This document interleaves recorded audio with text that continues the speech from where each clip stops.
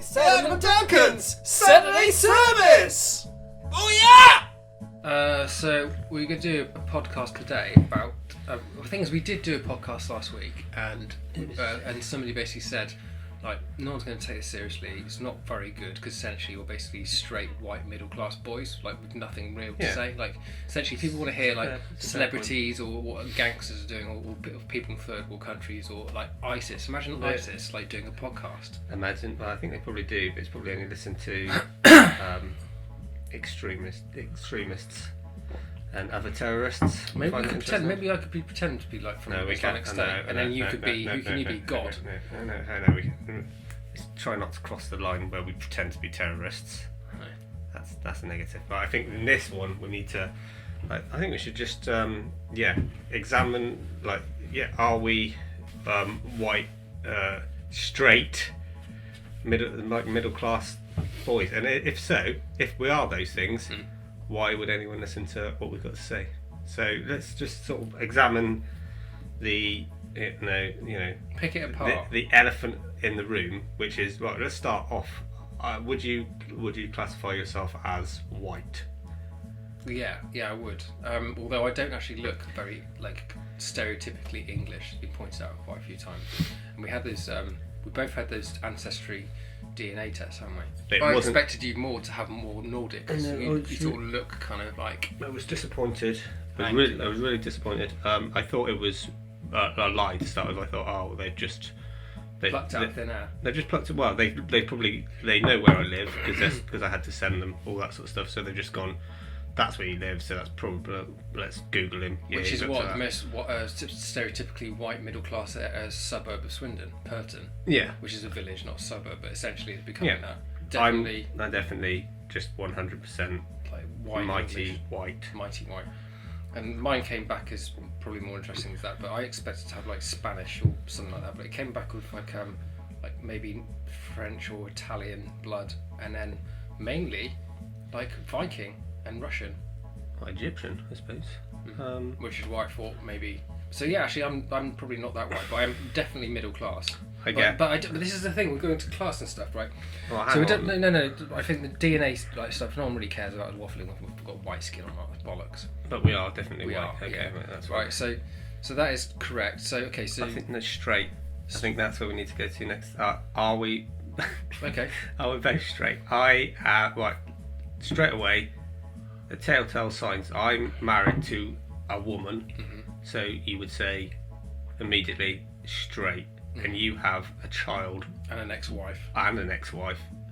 So you got on face value, definitely both straight. I don't think. Have you done any tests? Right. So when I was younger, I tried gay out once for for a night, to see if I was gay. I was about 20, 21. Yeah. And hang out with a bunch of people in Stroud, and there's this gay guy that fancied me, and so I decided to walk home back to my flat, right, with the idea that basically I might do something, give it a go. And then I got to the door, and he let us come in. He went in for a kiss, and I fucking freaked out. This hairy face coming towards me.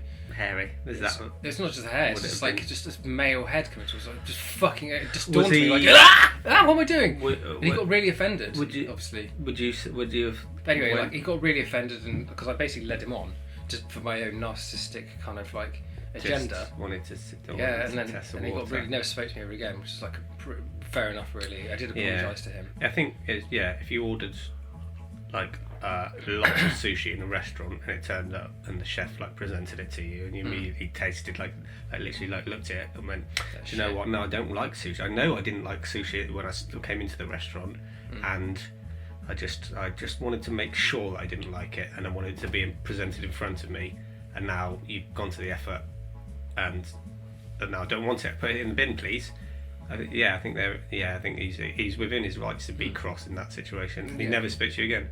It reminds me of that Russell Brand thing, wanky wanky, when he goes off to go and wank off a gay guy in Soho. He's because he wants to see if it's social conditioning or not. But he actually ends up wanking off this man in the toilet, and he's like, "Oh my god, I'm Russell. What have I done? I've just wanked off a man. I love women. I've just wanked off a man."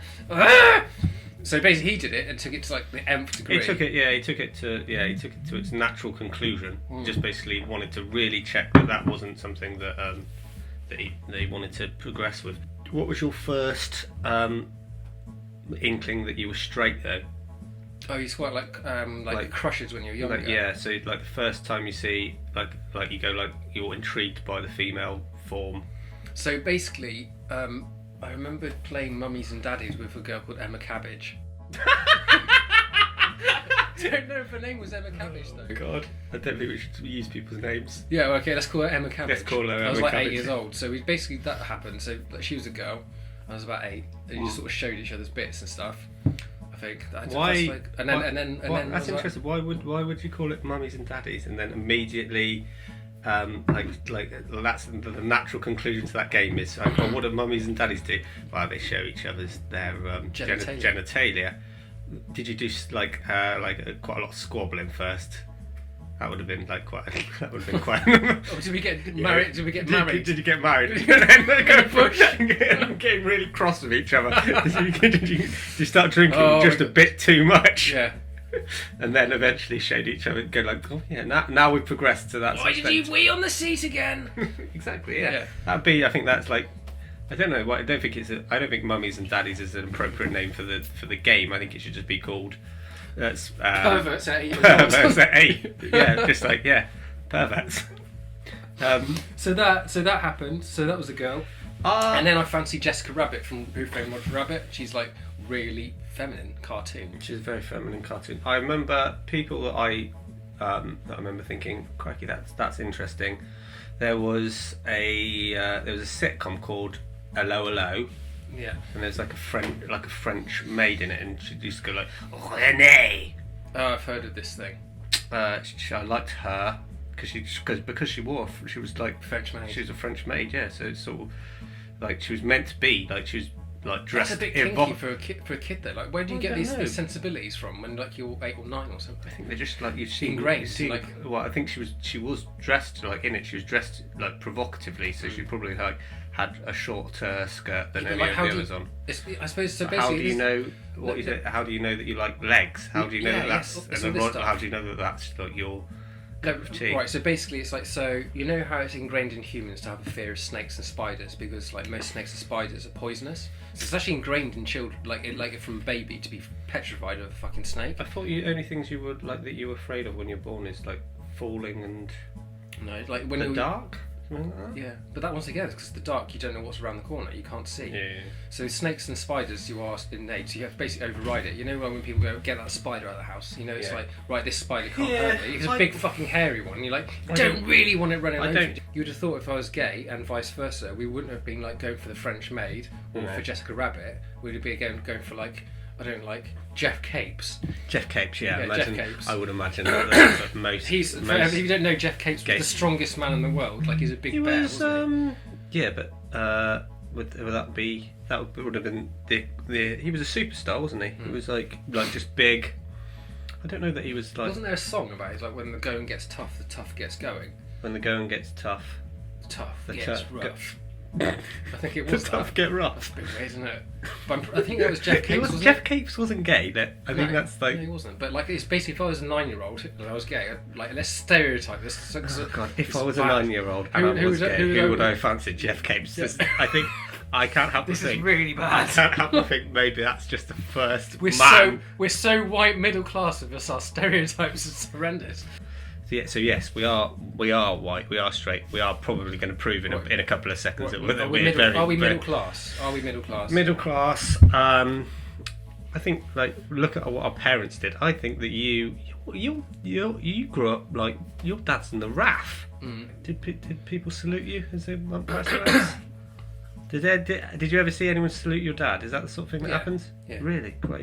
I think that's quite upper class, being honest. Upper middle. But my mum came from the slums of Doncaster. So my biological parents, a teacher and a bricklayer. So I think that's same sort of disparity, isn't it? Yeah. So yeah. Do you like going to yoga? Do you like going to yoga? No, I've never been to yoga. Okay. So what paper do you read? What paper do you read? What paper? I didn't read any newspapers anymore. I read but the Sun. when I did, yeah. But the thing is, if I was reading a newspaper, and it was run by parents, is either the Independent or the Sun. But if I'm being honest, like when I buy it for myself, it's usually it would be the Sun, because it's just I go right, I'm gonna flip it right to the back page and I'm gonna just read the sport and then probably bin it. Is it what you're born into? Is it what you aspire to be? Or is it? I think it's about what you aspire to be. I think. Yeah. So. Yeah, I think I still live on my land and I go mushroom hunting. Mushroom hunting, that's upper class. Well hipster. No, that's really hipster. I was going to say it's not upper class. It's just I think it's very definitely middle class, because it's you're not doing that. If you did, do you know what? If you did it out of necessity, it'd be working class. If you literally couldn't put, if you were Danny champion of the world, So essentially, we are straight, white middle class. But do we have anything to say? Well, I think that's probably remains to be seen. Hey, that's up to you guys.